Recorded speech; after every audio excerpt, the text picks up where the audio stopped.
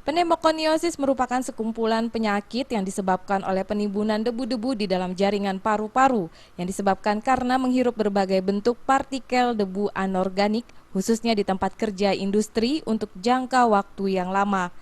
Di Indonesia sendiri, seiring dengan berkembang pesatnya industri formal maupun pertambangan, jumlah partikel debu terbilang tinggi sehingga berpengaruh terhadap kesehatan pekerja di mana paru-parunya rentan terpapar partikel-partikel debu.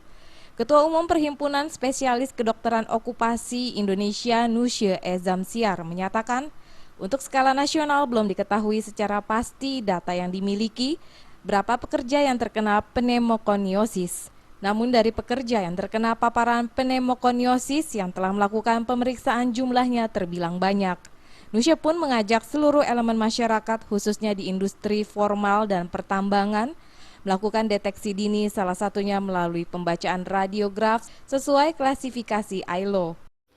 Nah, untuk mendeteksi bahwa si penyakit pekerja tadi adalah akibat paparan debu tadi, jadi bukan flu biasa, bukan TBC, ya itu tentunya harus ada cara mendeteksi apakah betul ini terkait dengan paparan debu di tempat kerjanya.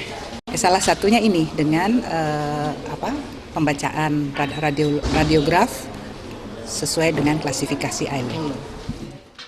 Jenis debu yang terkena paparan pneumokoniosis ini bukan akibat debu asap kendaraan atau debu di jalan raya, melainkan partikel debu dari pertambangan, batu bara, keramik, kapur, silika, dan serat asbes, sehingga pekerja yang rentan terkena paparan debu pneumokoniosis disarankan melakukan pemeriksaan kesehatan setiap tahun.